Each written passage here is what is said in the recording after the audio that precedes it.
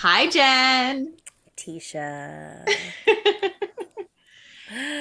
It's us again. Again. Sometimes I lose track of like what we're recording when things are airing and that's why I All have you. right. That's why I have you. That's why you have me. Yeah. So, yes, we are releasing an episode by Charlene Madden, which everyone's going Yes. to listen to and love because we love all the episodes. And you do too. Yeah. And it's Wednesday, June, and it's June. It's June. We're in June June is now. happening. So I have been, busy eradicating weeds from my yard. My Hmm. hedge, which is super fun. But then in between doing that, I have been racing around getting my boys ready to go to sleepaway camp. It's a big deal. Well, you may be saying to yourself, like, it's June, school's not over yet. How are your kids going to sleepaway camp? They are going to a weekend long camp, and it's called Camp Erin. If you are in the grief and bereavement space, you know Camp Erin. It's a very well known organization. They run camps all over North America, specifically for kids who have experienced the loss of a family member or caregiver or person who's very close to them. And my boys are going this weekend and they have never done sleepaway camp. They Hmm. currently sleep in the same bed, and because they are 3 years apart, they are not in the same cabin, Yeah. which they know, and they've met some people, and they had a really nice time at, they do an orientation, and it's a really, I'm very excited for them to go. Yeah. I'm gonna like be straight up and feeling a whole like wealth of anxiety about it. Yeah. Not because I don't think they'll be well cared for, but Logan specifically has never been the best at saying like transitioning and saying goodbye and going off to things, and he's not that way anymore generally.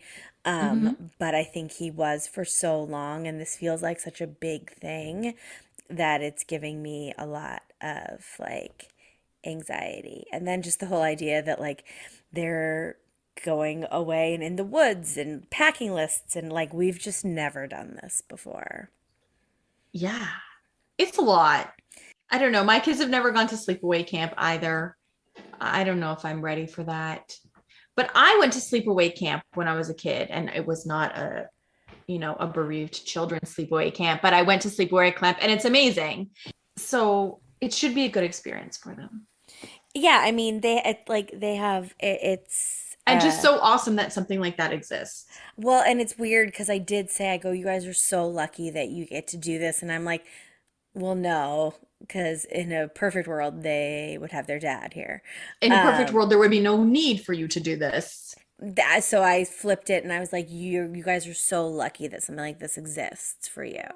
Yeah. um because when I started to say it, I saw Logan look at me and I'm like, that's not right. And that's when I flipped it. And what I just consistently hear is how when you pick the kids up at the end of the weekend, there's just like something magic that happens over those 2.5 days in being with this huge group of people that are kind of in a similar situation as you, Hmm. right? Yeah. I mean, does that make sense? It makes complete sense. And when they were telling us all about the weekend on like a Zoom a couple weeks ago, I was like, I was so excited for them and crushed like in the same breath. I sat through the Zoom crying actually with my camera Oh. off. Just thinking about all of these kids from like, I think the youngest you can go is 5 or 6 to like the Hmm. routines there, you know? So it's amazing and heartbreaking all at the same time. Yeah. So that's what's going on in my world. It's a lot. And on the flip side, a positive of all of it is that I get the house to myself for the weekend. Yeah. Which is interesting because it's like the complete opposite of what I'm doing this weekend, which is alone with my children for the weekend because my husband's going out of town. So it's going to be me and the girls, and I am dance momming hard. So, yay. But as Tisha said, we are talking with Charlene Mhm. today. Yeah. who, funnily enough, we spoke with so long ago that it definitely took us both a minute to remember the conversation. Because we learned last year in making this podcast that we have to protect our peace and we keep to our Wednesday night recordings and one recording a week. So, what that means sometimes is there's a big gap between when we record a conversation and when it airs. So we hope you like the episode. And if you do, can you leave us a review? We really, Please. we really love that. The other thing we love that I feel like people just don't do enough, like we are ever present on social media. So like send us a message, comment on our posts, let us know if you like the episode, if you don't, if you love the guest, if you hate the guest, like we want to know, we want to interact with you. Tell us all your Yes. thoughts. Yes, like we like to just talk, obviously, and just talk to each other and like our guests. And the show serves us, but we hear like conversationally with the few listeners that we do come across on a day-to-day basis in real life that they enjoy the show and what they like. But those of you who maybe aren't in our little bubble of day-to-day life, we want to know what you think. So let us know and enjoy this episode. Hi, I'm Jen, and welcome back to Now What? And I'm Tisha. Thanks for joining us and for listening again. We are here today with Charlene Madden, who I actually found through another podcast called Honest as a Mother, one of the co-founders of our Women in Progress Media. So shout out to Amanda. And we reached out to Charlene to see if she would be on our show. So welcome, Charlene. Welcome. Thank you for having me, ladies. Usually what we do is we just say, why don't you kind of tell us your story? I know you've been on a lot of podcasts before, so you probably have the whole thing down. Yeah, podcasting is relatively new for me. I've only been doing it really since January. But the response has been overwhelming, and it's just kind of fitting into what my passion and purpose is. And that is sharing stories to give hope to other women and men. That if you struggle with mental health issues, if you struggle with your feelings of self-worth and all these things that we do, especially as women, that there is hope. And I struggled for a really long time with that. I was born and raised in Ontario, and I grew up in a small town called Durham. And it's not Durham region, it's the town of Durham. Okay. And I was like, that's not a small town. Yeah. And I grew up with my grandparents there, and I ended up living with my grandparents because my parents separated when I was 3. My dad was a really violent alcoholic. So when my parents separated, my grandparents was where we were placed to live. And my grandmother was an absolutely amazing woman, very strong. I thought she was extremely far ahead of her time.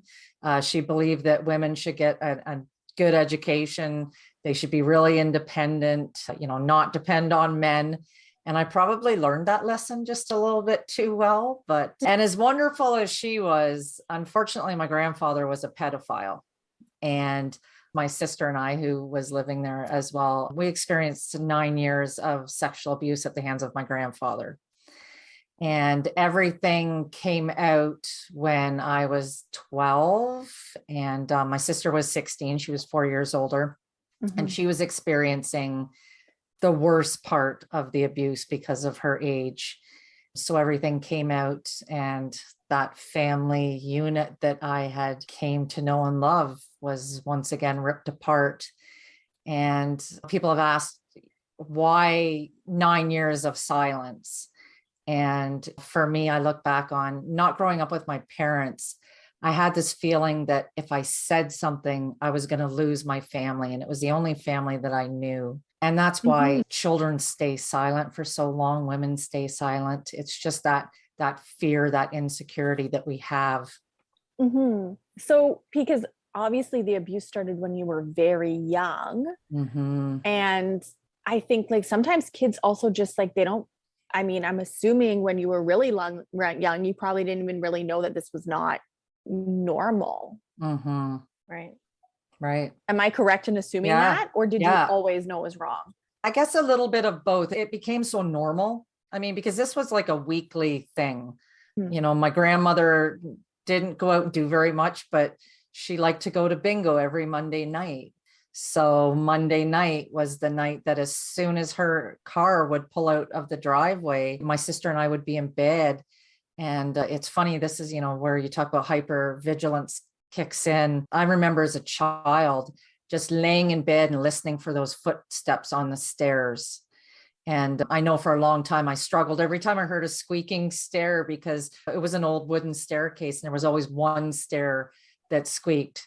So every time you heard that squeaky stair, you would start to get that panic set in because you knew what was happening. So as much as you felt like it had become so normal, you also knew it wasn't right, because it never happened when my grandmother was there. It was always, the secret. And he, he perpetrated that secrecy of roll over, don't say anything, keep your eyes closed, face the other way, so it was, the secrecy was drilled into us even as kids. Right. But everything came out when my sister, she kind of had a nervous breakdown.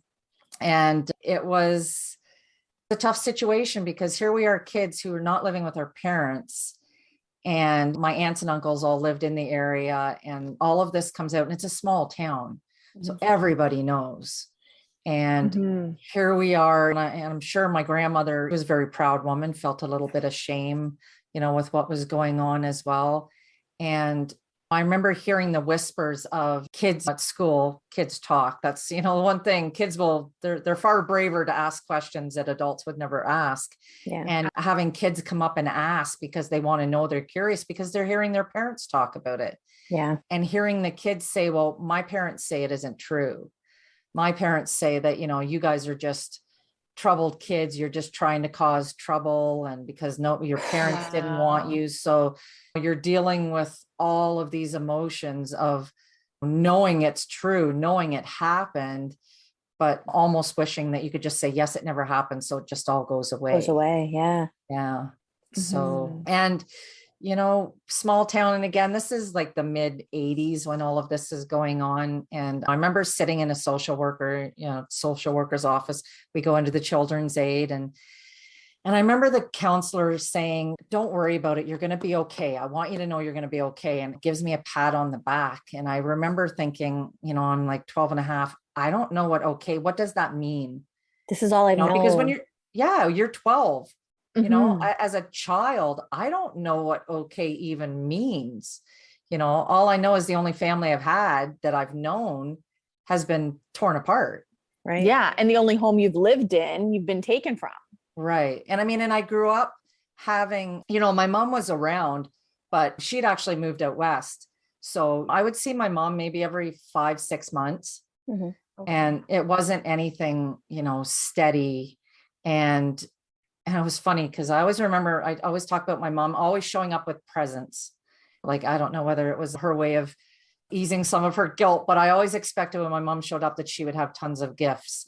And I reflect back on it now because my love language is buying presents, right? Is giving gifts, right? Because that's what I learned as a child. So, you think back on it and I look at it and I go, oh, geez, I wonder if my kids' love language going to be that Gift same giving. thing. Yeah. So, and my dad, we were just raised to be terrified of him. Like my grandmother always drilled in that she was afraid my dad was going to come kidnap us.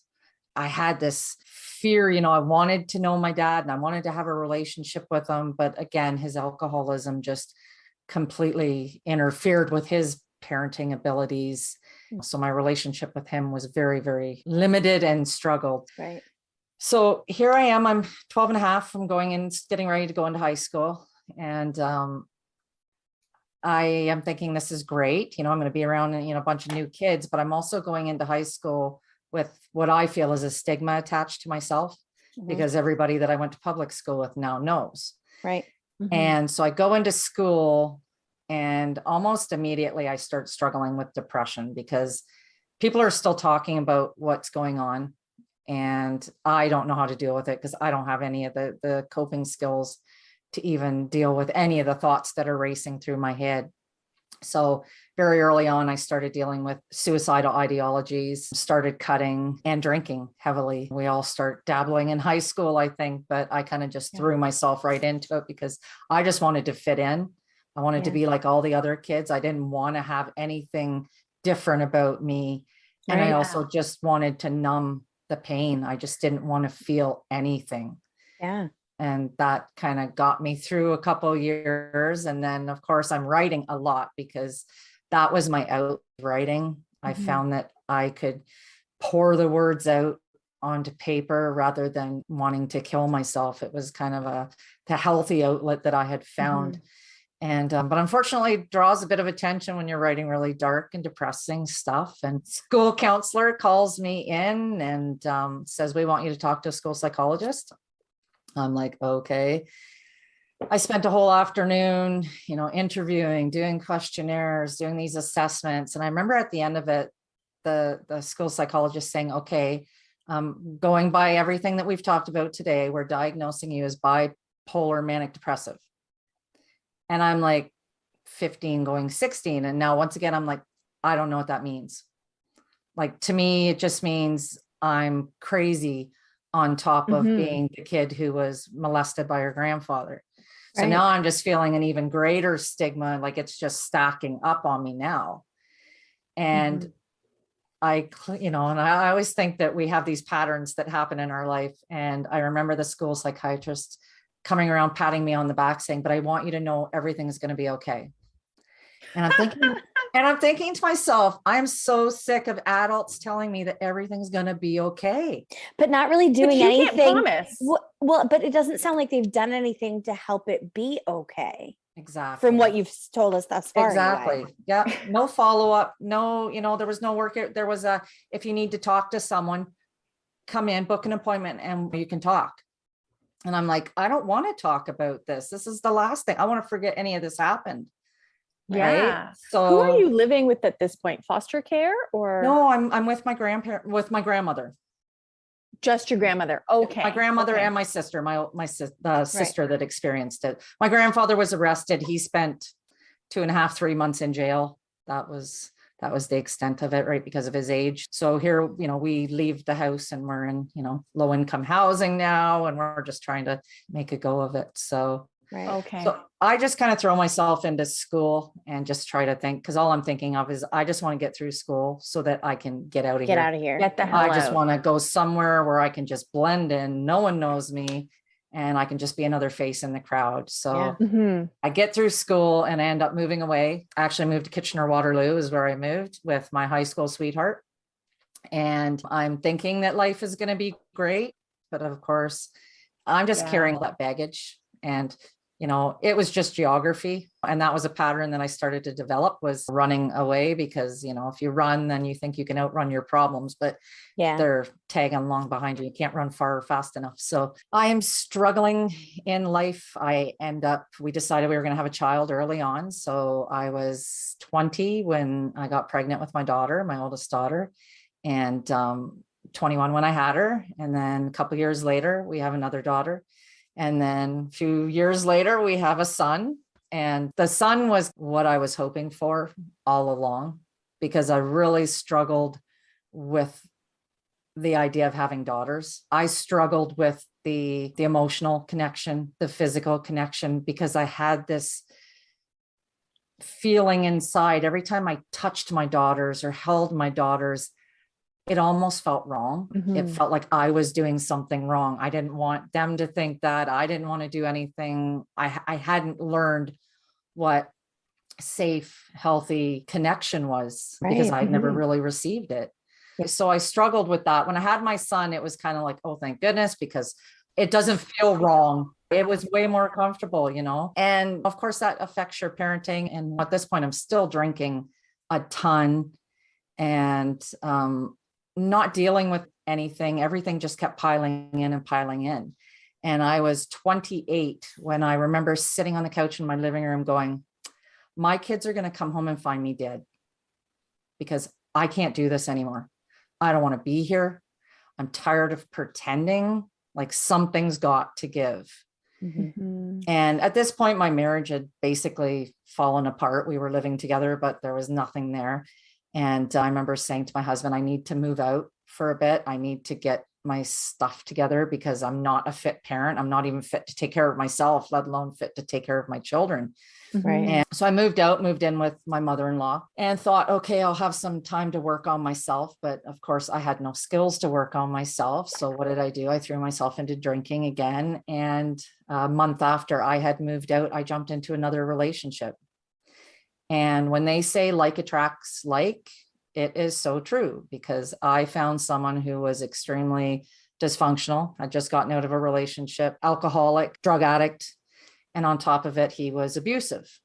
And at the time I thought, okay, this is perfect. This just fits the narrative that I think I deserve. Right. You know? And a couple years into that relationship, it was after an abusive night, he got up and left. And I'm sitting there on the living room floor going, I can't do this anymore. And I walked into my medicine cabinet and I took all the pills out and I took them all, and quite a few painkillers because he had a back injury. So I thought, okay, that'll do it. And I sat down on my couch, pulled out a pad of paper and started writing my goodbye letters to my 3 children. And I hope no one's ever had to experience that. And I hope no one ever has to experience that. But that is definitely one of the hardest things I've ever had to do in my entire life. Because I'm sitting here going, how can I explain to my children in a way where they're not going to hate me? You know, how can I let them know that I love them, even though I'm leaving them? And as I'm sitting there writing and the tears are just streaming down my face, it hits me that I'm doing the exact same thing that my parents did. I'm abandoning my children. I am just perpetuating this generational cycle by leaving them, only this time there's no coming back from this. And I called a cab and I drove to the hospital, and I was sitting at the admissions desk explaining to the lady why I was at the hospital, and I collapsed. And I woke up, I don't know how long later, but I woke up and I've got tubes down my throat. And my partner is sitting in the bed beside me, you know, all crying and all upset, swearing nothing will ever happen again. And he'd actually contacted my mom during all of this. And so I get discharged from the hospital. My mom's like, I think you need to move out west because everything will be better if you move. And I look back now and I go, okay, now I see where my generational running comes from, because that's what my she mom did. Yeah. So just made sense to her. So that's what I did. I packed my kids up. I moved out west, and 6 months later, my partner followed me out because he swore everything was going to be different. And of course, nothing changed. And I still had no sense of self-love. I had no self-esteem. I was still looking for validation from anyone who would validate me that I was worth something. I moved out in 2003. So this went on for 10, 11, 12 years of the same dysfunction. And finally, in July of 2015, he came home and he says, I'm moving out. I'm moving in with someone else. Well, talk about ultimate betrayal. I thought, okay, here I am getting left again. So he moved out, and I convinced myself that I was going to get my stuff together and this was going to make a change. This was your fresh start. This was opportunity. This is what I needed. And 2.5 months later, I was sitting at work. I had just finished a shift. I was bartending at the time, and a police officer walked in and said, can I talk to you outside? He knew me. He had been involved in one of our domestic disputes. And I walked outside and he informed me that my ex-partner had committed suicide. And I was absolutely devastated. I think secretly I'd always kept this hope that, oh, we'd get back together. Everything would just be that fairy tale. Somehow it's going to work out. Yeah. And it wasn't going to happen. And now I had to go tell my children, who he had, you know, been involved in their lives for 13 and a half years, that their stepdad has taken his own life. And I don't know how I'm going to hold it together through this whole thing. But like I always did, I was really good at just slapping that smile on my face and pretending that everything was okay. And it worked for a couple of weeks. And then I remember sitting with a good friend of mine and telling her, I just had these feelings of anger bubbling up so bad. And she was like, it's okay. You know, anger is one of the stages of grief. And I remember looking at her going, no, you don't understand. I'm not mad that he took his life. I'm mad he did it first, because Right. by him doing it first, he's just robbed me of my chance to do it, because now I've seen What all it the does. pieces that you have to pick up. I see the devastation. I see everybody's hurt. How do I do that now after I've seen everything that people go through? And I was so angry. So here I am. I'm just going to make a go of it. I started seeing a psychiatrist because, again, I had started getting into some really dark spaces mentally. I mean, I remember sitting on my bathroom floor, and in one hand I had a gun cabinet key, and in the other hand I had pills. And I was thinking, which is the best way? And I'm thinking, my son's downstairs. I don't want him to have to, clean up. That's one thing with women. We think about things like that, right? Yeah. And so I just grabbed a knife and cut myself, because it was just an easier way to get that pain and, out of my body. Mm-hmm. And I started seeing a psychiatrist, and, I'm thinking, okay, this is it. This is going to be what I need to help me get it together. And it wasn't working. And I had actually received a life insurance policy from my ex-partner's death. And I decided I was going to buy a house. And I remember telling the psychiatrist that, and how thrilled she was, because to her, we were making progress, because I'm making plans for the future. Right. Somebody who plans to die doesn't make plans. Exactly. But what she didn't understand was my plan was I was leaving a legacy for my For your children. kids. Yeah. Right. Like, I'm going to buy this house. I was actually buying a foreclosure property. So I knew it was worth double what I was going to pay for it. So Mhm. I was going to set my kids up financially, because otherwise they were going to have nothing. Right. And I actually took possession of the house in the September of 2016. And my plan was the following month, because I needed a month to get everything in, settled, organized. And then I was taking my life. And I remember about a week prior to the date that I had set, a friend of mine who I worked with says, hey, there's this women's workshop. I really want to go. I want you to come with me, because I don't want to go by myself. And I'm thinking, this is the last thing I absolutely want to do. Right. And she's like, please, I don't want to go alone.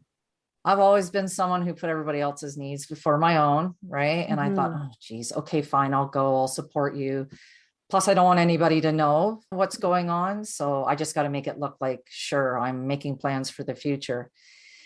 So Friday night, the workshop started on a Saturday. Friday night before, I went and put my hunting rifle into the back seat of my car, because I was going Monday morning, and I was going to the exact same location that my ex-partner had shot and killed himself. And I was going to do the same. I just had to get through 2 days. That was it. And I remember Saturday morning walking into that workshop and felt sick to my stomach, because I'm looking at all these women in this room, and I'm like, I don't belong here. Like, it just emphasized how out of place and how out of step I felt with my world, because I thought, here's all these women that are excited about their future and they're making plans. And here I am, like 2 days from now, I'm killing myself. Right. Why am I here? And I thought, okay, you just got to, slap a smile on your face and just pretend. And I sat there for the first half of the day, and everything was, there's health and fitness people and financial people. And I'm just sitting here going, none of this is even relevant to me whatsoever. And then the afternoon comes along, and a lady gets on stage, and she is bald, and she talks about self-love. And she had been diagnosed with alopecia as a child, and had grown up with losing her hair, struggled with self-esteem, and felt no self-worth whatsoever. And she's talking away, and I can hear this little voice in the back of my head. And it's kind of going, well, what about you? And I'm kind of reflecting, and I'm like, yeah, how different could my life be if I actually learned to love myself? Right. All the love that I pour out to everyone else, what if I could pour that into myself? Like, how different would my life be if I just loved myself? If I stopped needing other people to validate me, to prove my worth? What if I was enough? And of course, I just kind of brushed that off. And the next speaker gets on, and she's talking about living with mental health issues and depression and suicidal ideology. And I'm like sitting there going, I'm kind of leaning in. And she's talking about how, instead of fighting it, she embraced this as being a part of her. It was something that, she was going to live with, but she was going to learn to live with it in a productive, healthy way. And I'm sitting there going, again, I can hear that little voice going, well, what about you? And I thought, yeah, like how different could my life be if I could learn to not have to sit in the dark, but to rise out of it? What if I can learn to be okay? Even when I'm not okay, I don't have to stay that way. Right. And then the next speaker gets up, and it's a gentleman, and he's talking about how he's, got a painkiller addiction, or he had a painkiller addiction. He was an alcoholic, and how he was trying to find the perfect mixture of pain meds and alcohol so that he could make his death look like an accidental death, because he sold life insurance. So he knew it had to look like an accident. Right. And he's talking, and he happened to get his kids visitation on the night that he found that perfect cocktail mixture. And he was laying on his couch, slowly overdosing. And he heard this voice in his head saying, no, not like this. This isn't the way it's supposed to be. And he got his cell phone, he called for help, and he went and got clean and sober, got help for his mental illness. And now he was going around speaking and sharing his story. Now, this little voice that's in the back of my head is like screaming at me now. And it's like, what about you? Mm-hmm. And I'm sitting here, and it was just like this moment where you feel like everything in the room is stopped. Mm-hmm. And I'm sitting here going, like, am I here for a reason? Like, I've just heard 3 speakers talk about the 3 things that I need the most in my life. I need to learn to love myself. I need to accept that mental health is part of my life, but I don't have to stay stuck in it. Mm-hmm. And maybe there's a purpose for everything that I've gone through, every experience that I've had. Maybe I can take that pain and I can do what he's doing, and I can share it to help other people not have to suffer like I had for 4.5 decades. And it was in that moment, like you hear people talk about light switch moment. That was my light switch moment. Like, I decided in that moment that this was it. I was in it. I was going to live, and I wasn't just going to live. I was going to thrive. I was going to create a life where I was creating impact, and I was learning to be happy for the first time. And that just started everything. I went back a year later. I actually spoke at that same workshop. Oh my gosh. And I had one of the speakers that had been at the event that changed my life. He had talked about fear and how much we let fear affect our lives. It holds us back so much. And he challenged us to do some things that we were scared of. So one of the things I, did was I published that book of poetry, like all those poems that I had written as a teenager, just trying to survive. I self-published it because I thought, you know what, this is me. This is part of my journey. I'm opening it and putting myself out there. Yeah. And I was terrified of rejection. And I thought, okay, I'm going to ask someone out on a date. Some simple little things like that had terrified me. So I did. I asked a gentleman out on a date, and he said yes. And we went on our first date in December, and then the following August we got married. And it was like, I made that decision. It was like the universe took a collective sigh, as if to say, okay, we've been waiting for you. Yeah. Let's go. And everything started to fall into place. And when I spoke at that event the next year, I remember saying before I got off the stage that my purpose and my passion now with sharing my story is that if I could save just one life. And I remember getting off the stage and having a lady approach me and say, you know how you said you wanted to save a life? I just want you to know you did. And she turned and walked away. Wow. And I get, I have goosebumps now. I know. Yeah. I was just going to say that. It's like, Definitely. I've done probably 30 podcasts in the last month and a half, and I get goosebumps still every time I say that. And I remember thinking in that moment after she said that, I kind of stopped. I had to catch my breath, and I thought, okay, let's go find one more. Mm-hmm. And that's, what my life is now. It's finding that one more, because I never know who's going to be that person that was me sitting in that crowd, who's going to be that person that's listening to a podcast or, watching a video. So for me, this is just me putting the ripples in the pond, keep spreading them out from those speakers that created those ripples for me. So that's my story. I mean, obviously we have this podcast because we believe that our stories do have that power. So absolutely, I agree with everything you're saying. I'm interested to know what your friend who made you go to that workshop thinks of all of this now. Yeah. She's extremely happy that I went. Yeah. Now, did she have any idea that like you needed it? Maybe not like at the depths of everything, but that you would potentially need this, or it was just coincidental? It was just, she wanted to go, she wanted someone else to go with, and we actually worked together. We were co-workers. So it just made sense for her to go with me. And I actually, after I spoke at that workshop, that was the last workshop that lady that was organizing it had. She kind of said, I need to take a break. I don't want to do it anymore. And I remember it was about a year and a half later, and we were at a dream or a vision board meeting or something like that someone was hosting. And I remember thinking, I really wish they had those workshops, because I know firsthand the impact those events can have. I said, I sure wish someone would host it. And there came that little voice in the back of my head, and it said, well, what about you? And I'm going to get a t-shirt that says, what about you?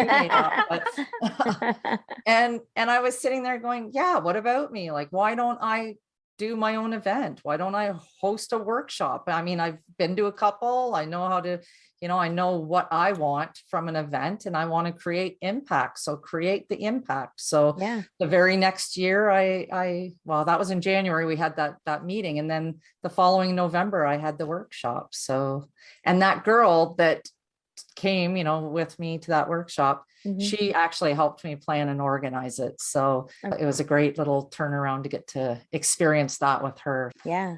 Wow. That's so amazing how everything kind of just comes full circle in that way. And I can't help but be struck by it's not just a coincidence that she asked you to go to that workshop, and just at that time changed your life. Yeah. I don't believe anything that happened by chance at all. I believe that offer was made for me to go. And I said yes, because that voice, whether or not I heard it at the time, that still small voice inside me was like, okay, let's go. Because I wanted connection so bad. Right. And that's what I was yearning for. And that's what I desired so much, was connection. I never felt a strong connection with women, strangely enough, probably because I felt so inferior. Like I didn't feel like a good mom, and I didn't feel, like I was definitely not the PTA mom, and I didn't have it all together. So I think my insecurities just interfered with me developing those relationships with other moms and other women. Right. And I really wanted it. I wanted to feel a connection with anybody at that point. So I think that desire led me to go. And I definitely believe that those three speakers coming up in exactly the way that they came up was done for a reason. I definitely believe I was exactly where I was supposed to be at that moment. So yeah, absolutely. So you go to this workshop and you have this light bulb moment, but I know your journey also didn't just magically get better. It wasn't just oh, I had this light bulb moment and now I love myself. What are some of the things that you started to do after that? I would say one of the biggest things, and I do one-on-one coaching with women now, and this is the one thing I say to all of them, is that they have to get radically honest with themselves.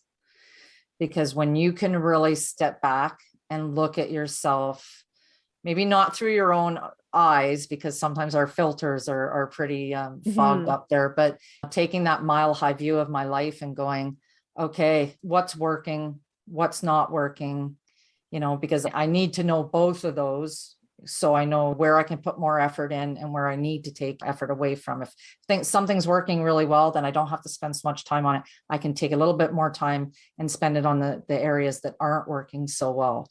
So I think number one, getting radically honest with myself. And part of that was, like you talked about, the self-love. I said that event when I walked out, and I said, you know what, I'm okay with being alone. And I actually made that commitment to myself because I was 100% prepared to be alone. I was like, if I am all that I'm going to have, that's going to be enough for me. Mm-hmm. So Mhm. if I'm going to be the person I'm going to spend the rest of my life with, I need to make sure that I like the person that I'm spending the rest The of rest of my my life life with. with, yeah. Mhm. Right. So I had to look at who do I want to be in order to spend my time with myself, because that makes me a better friend, a better mother. Everything improves when you can just work on that relationship with yourself. And that's where the majority of my time and effort in was just on really analyzing who I wanted to be and who I didn't want to be as well. We always look at the things that we want, but taking time to look at what we don't want as well is just as important. It's like, who don't I want to be? I Right. don't want to be that needy person. I don't want to be the absentee mom. I looked at all these things and then it gave me direction to work on. That's so good. Sorry, I'm like speechless because it's just, you're a pro. I'm like, do you have any questions? Well, yeah, because we inevitably have setbacks. Mhm. So I can't imagine that it was all downhill from there, right? Mhm. Mhm. Because it seems like prior to this, when you had those setbacks, they'd really set you back instead Mhm. of just like one step back and be like 15. So Mhm. in this time when you've committed to love yourself and you've committed to like, no, I'm going to be here. And if it's alone, it's alone. And I'm committing to me now and this Mhm. life. How did you handle those setbacks, or how did you learn to handle those setbacks? What took you through those times without knocking you back? Yeah, I think I learned to give myself grace. Mm-hmm. And this was probably one of the biggest things I did in my journey in forgiveness, right? I looked at, I remember both of my daughters suffer from mental health issues Mm-hmm. as well. And I remember sitting in a room with a bunch of social workers talking about my daughter because, my daughter had some severe issues that she was going through at the time. And I had actually had to argue with the social workers because I was like, there's something wrong with my daughter. And they're like, no, she's just being a teenager. I'm like, I'm a mom. I know there's something wrong with my child. Like we know. Yeah. And I've been there. So I definitely really know. And I remember having a conversation with the social workers and just saying, you know what, I did the best I could with the tools I had at the time. Mm-hmm. Mhm. And I'm saying that because I know it's true. Like I really did. Like I think as moms and parents, we really do the best we can. And some of us aren't raised to have the skills and the tools to do better. Mm-hmm. So I'm saying that, and I left that appointment and I'm thinking to myself, it's like, you know what? My mom did the best that she could with the tools that she had. So did my dad. So did my grandma. Mm-hmm. And, so did my grandpa. A lot of people are like, I can't believe you've forgiven them. And I'm like, not forgiving is me drinking the poison and expecting them to die. You hear that all the time, right? Mm-hmm. So I've given forgiveness to other people for my own sake. So I had to give myself that forgiveness. Yeah. And giving myself the grace to go, you know what, like I'm always going to suffer with mental illness. It's like having diabetes. And this is what I try to say to people. It's like you're born with diabetes or something you have. It's a part of your body. It's a physical condition. No one looks down at you because you have diabetes. It's like, yes, I have mental illness. It's something that I have to work on every single day. And understanding that I have dark days. I had a career change a little while back and I was like, do I really want to keep fighting? And then I sit there and I think, remember that lady that said you saved her life? Yeah, we want to keep fighting. So let's keep going. Right. Like just Mhm. shifting, learning to shift my focus. Yeah. And it's, you learn, and it's a skill that's practiced. I mean, like we have to give ourselves grace, but keep going. The more I work on it, the better I'm going to get at it.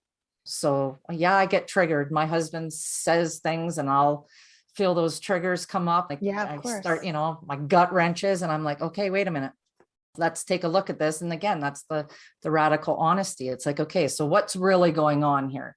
What's causing this emotion? So it's work. You have to be willing to put the work in every single day, if you Absolutely. want to create change. So There's a book that someone was talking about. I was talking to yesterday. I am not familiar with it, but it's like 90 seconds to change your life. So it's this No. idea that if you pause before reacting for those 90 seconds, it like reframes and gives your body a chance to like calm down or adjust to whatever maybe is triggering you. I don't even know how accurately I'm describing this. I have not read the book, but what resonated with me in this conversation is this idea that like when you are triggered or want to fly off the handle or want to start binge drinking, it's that those like 90 seconds can make all the difference. Just like taking that beat. And I admit that for me, that's a very hard thing to do. It takes active effort every time for me when I'm struggling. I believe the book is called 90 Seconds to a Life You Love. There you go. I was looking it up. But where I was going with all of this is, what are some tools that you find help you? You're talking like a lot with mindset and that's obviously huge, but sometimes it's like, doesn't matter how much you know, employing it is like so much harder, right? Yeah. And like sometimes you get triggered and you feel triggered and you have a trauma response to something that someone has said or is doing that maybe, like you said, like you kind of reflect on like, well, wait a minute, why am I feeling this way? But yeah, how do you do that?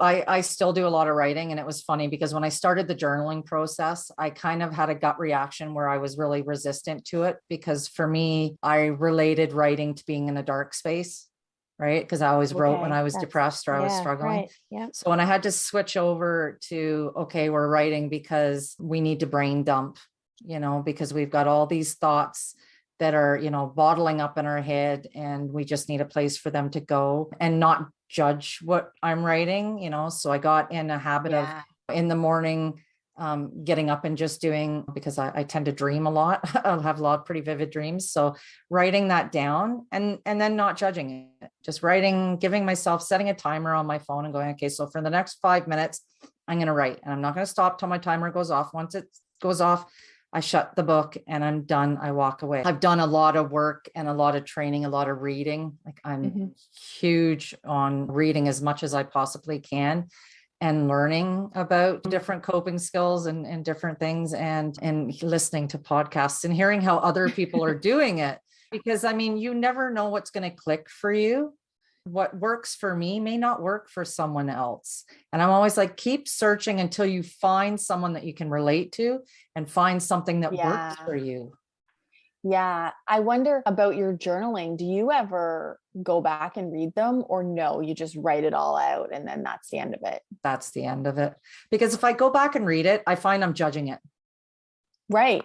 Right. And and I'll judge it on everything from, oh, there should have been a comma in that sentence, to, oh, I think I spelled that word wrong. Right. Because we're so judgmental with ourselves. Like we are so hard on ourselves. Yeah. To then even judging like how you were feeling in that moment or whatever. Right. Like, yeah, because like that's the worst thing you can do, is judge the emotions that you're feeling. Right. Because, your emotions are just the thoughts that are coming from your subconscious. Right. It's creating the thoughts and the feelings. So it's like, I let it go, and I give myself the space to just, it's over, it's done with, let's move on with the rest of the day. And I always do a gratitude practice in that as well. So I always do a gratitude in the morning and a gratitude at night, especially for me, because I can get overwhelmed and can tend to think on the negative side. So when I'm like, a lot of people were like, oh, just gratitude in the morning. I'm like, no, you need to gratitude at night, because then you're going through your entire day looking for things to be grateful for. Yeah. Right? I also like the gratitude, but I don't do it in the morning. I only do it at the night or in the evenings. Yeah. Like sometimes I don't do it right before I go to bed, but I like to do it in the evenings because I find that is helpful for me. But as you said, like different people are going to find different things helpful. I'm not huge on meditation because I struggle to keep my brain quiet. And of course, then I judge myself on not being able to keep my brain quiet. But I got my Reiki practitioner certification because part of dealing with my trauma in my life, I developed fibromyalgia. Yeah. So I was in pain and I wanted to find medication-free ways to deal with pain levels. And of course, part of that is eliminating stress in my life. So I started my morning routine. That's how I really started and anchored in my morning routine was I go in the morning, I do my meditation, I do my Reiki treatment, I do my reading, and I do my journaling and gratitude. So I think if you can start your day out on, like morning routines are really, really important. And just finding something that starts your day out in a really clear, balanced way is so helpful. I mean, it's a little bit different, but I used to just like get up in the morning. It was get up in the morning, get the kids ready. I would take my breakfast, like I would eat it in the car while I drove to work. And it was just go, go, go, go, go, go, go, go, go. And I guess it was maybe when things first kind of like shut down and I was working from home. So it wasn't like get the kids out the door and get them to school and get myself to work, that I started sitting down and just eating breakfast in the morning, which seems so simple, but it's been game changing for me. And like now things are open back up and I'm going to work again, but I always make time to just like take that time to just sit by myself and just eat. It sounds so simple, but just like to nourish my body. So that's my new routine. And if somebody took that away, I don't think I could function again. Yeah. I start my clients out. I start them out making a commitment to 5 minutes every morning. It's like, if you have to get up just 5 minutes earlier to just take 5 minutes for self-care, right? Whether it's just sitting, having a cup of coffee without the kids around you, or, when you have your kids, your morning is like, it's hectic, right? So if you can find a way to just give yourself 5 minutes. Right. And you know what? I really like that advice in a lot of ways, because sometimes you read these, like, I don't know, I think I've read like The Miracle Morning, and I think there's like a 5 a.m. something, another book that I read about 5 a.m. I'm like, I can't get up at 5 a.m. Like that is just not who I am. I also read a book that told me that if you tell yourself that you're not, like you are a morning person, you're just telling yourself you're a morning person, and that's a limiting belief. And so I tried to like unteach myself that idea. And like, now I'm just like, you know what? I'm not a morning person, but I can take 5 minutes or 10 minutes to just sit and do something for myself. This is something really great to teach your kids too, right? To take 5 minutes in the morning, because I think it is so important for your kids to see self-care.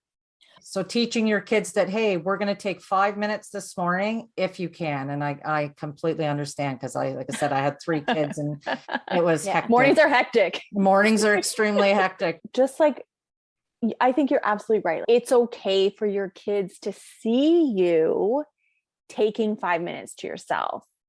It is vital that your kids see it. That's been like a whole part of my journey, is just like, I felt like I had to be on and at their beck and call at, every moment of the day.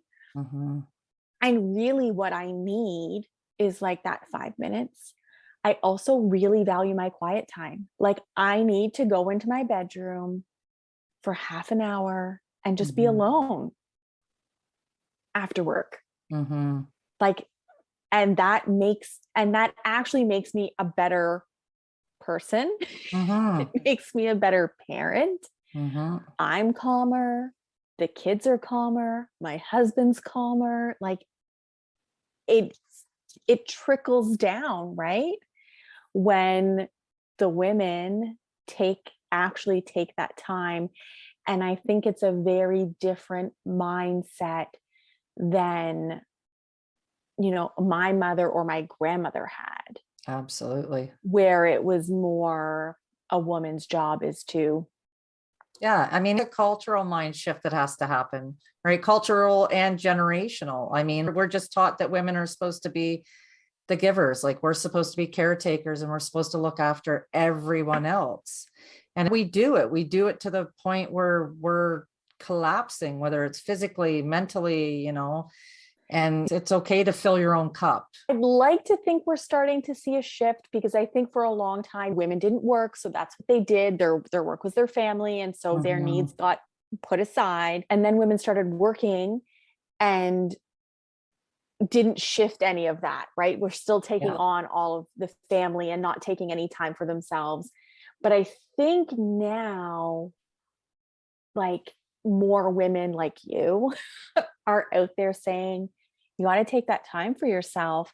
And I think also, like, I see it in the generation after me, that a lot more women are starting to see the value in taking care of themselves and doing the work to heal, because that is how we stop those generational cycles. Absolutely. Right? Is when we start dealing with our own trauma so that we're not parenting from that place. Right? How old were your children when you started making this shift? Oh, well, that was 2016 when I moved into this house. So that's only 6 years ago. So my son was 16. My middle daughter would have been 18. And my other daughter would have been 22. Were they living at home? No, my son was the only one. My daughters had all, they'd left. Yeah, they had left. My daughter was in university. Well, both my daughters were in school. So so I imagine they must have noticed quite a difference in you, though. Yeah, it's funny because, like, to hear, I haven't done, I don't do what I do for any accolades whatsoever. I do it because it's my passion to do it. And I remember having my daughter say to me, because actually this last year I had to do my workshop virtually because of COVID. And I actually had asked my oldest daughter if she would lead the meditation session on Sunday morning, because she had started a little podcast. And to me, it was really important to have her be a part of it. Yeah. And I remember afterwards it was over and she texted me and she just was like, I just want you to know how proud I am. And I was like, that's awesome. Right. Like, I mean, to hear that from your kids, it's like, I don't need it. Again, it's like the validation is not needed, but it sure was. It's still nice. It was still appreciated. Right. So of course. Yeah. I think it's okay to still like the validation or to like those comments. It's the difference between needing it. Absolutely. Right? Yeah. Like, you don't need that validation anymore, but it's still nice to have. It's still nice to be acknowledged and recognized for what you're doing. Exactly. Right? You're still running workshops?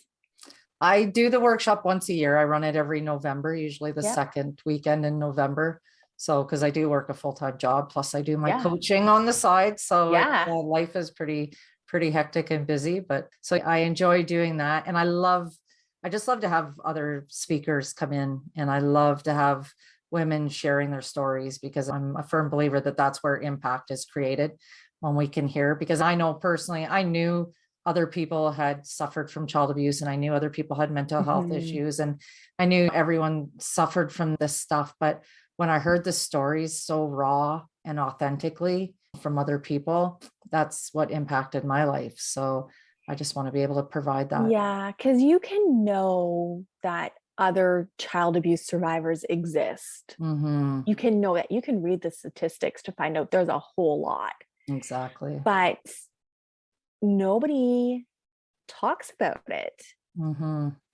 So then that can leave you, like, even though there's others, you're not necessarily getting that, like you said, that raw story from someone that you can really relate to and connect and see how other people are coping with it. Yeah. And that's what I was going to say. That's that connection once again, right? Like you feel you can identify with someone and go, oh, it's not just me. Like, they're feeling the same way, so connection is key. So and that's, I mean, Jen and I both have our own stories that kind of led us to even making this podcast. And it really is so much about just like trying to, show people that they're not alone, right? Hoping that people might hear a piece of somebody's story, hear something that worked for somebody else. And even like, we're also really good in how, as an outsider, you can support somebody who's going through something and we don't know how to respond. Like that's another piece that we kind of are hoping to get across to our listeners, how to be close to others. And I'm wondering if there's anything you can kind of think of that people did for you that really helped support you in your journey. Try not to giggle when you're asking that, because my mind's already going. I'm thinking to myself, it's like, please don't pat anybody on the back and tell them it's going to be okay. Right? Don't tell anybody it's going to be okay, because people don't know what okay is, right? And you can't promise that to somebody. You really can't. I think what was important for me is being able to find someone, number one, that I could really trust and I felt safe with.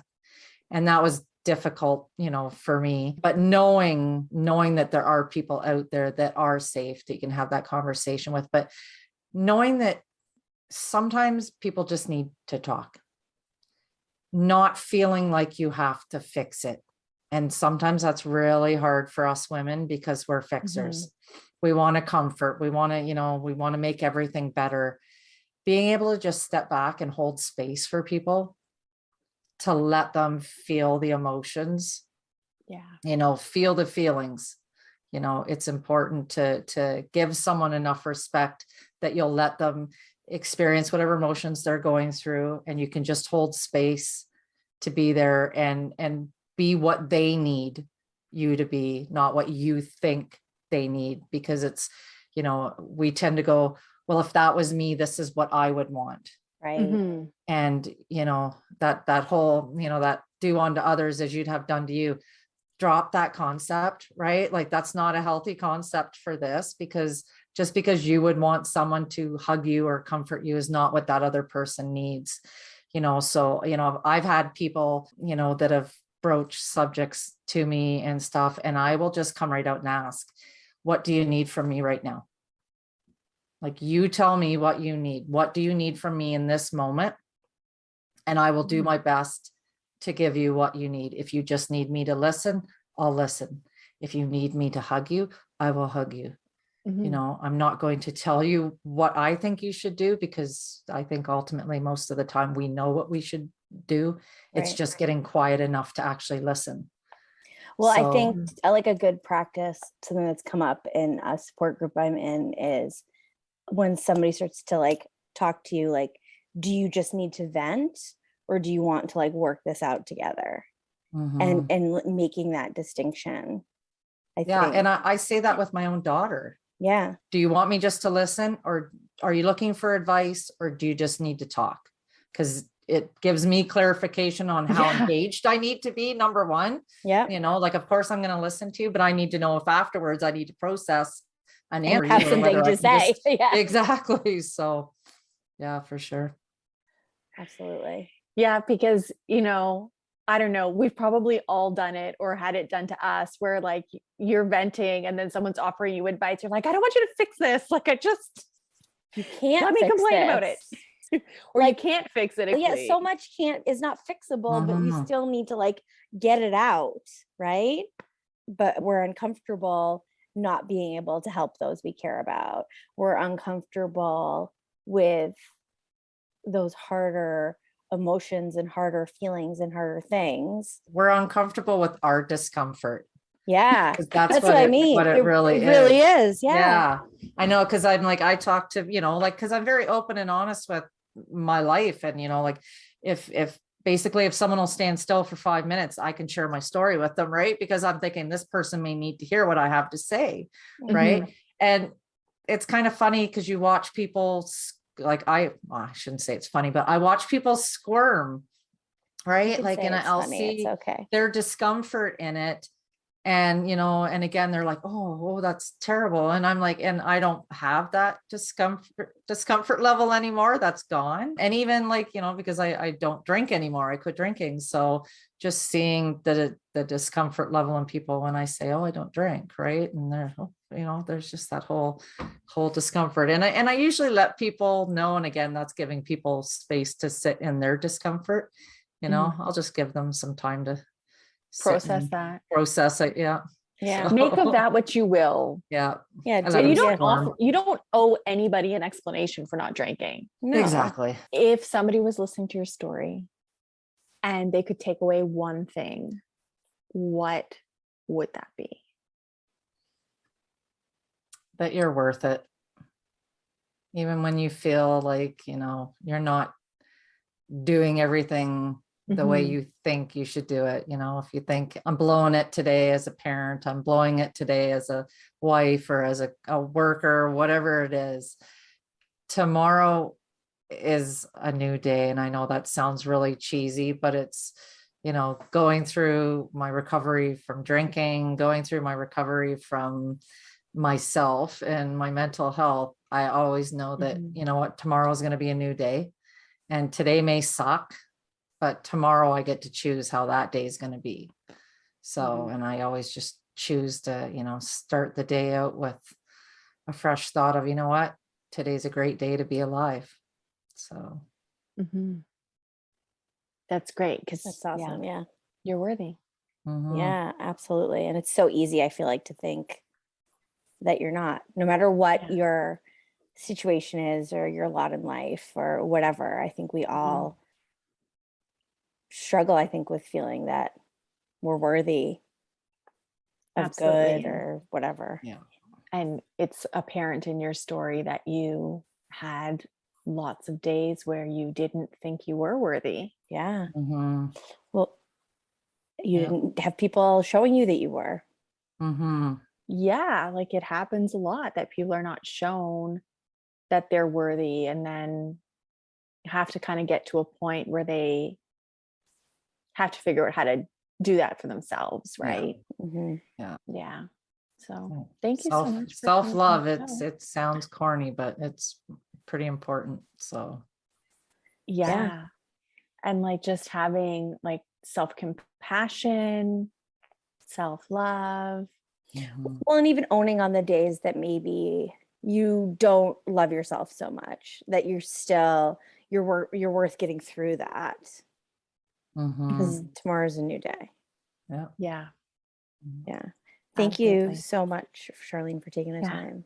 You're welcome. And I always like to say, if I have the opportunity, that if anybody's struggling and they feel like they're sitting alone in a dark space, reach out to me on Facebook, social media. We'll have all of her links whatever. in the show notes. I want people to know that, number one, it's okay to not be okay, but you don't have to stay that way. And if you're ever feeling in a dark place, reach out, because I will come sit. It may be virtually, but I will sit in the dark with anybody until they're ready to step up into the light. I don't want anyone to ever feel like they're all alone.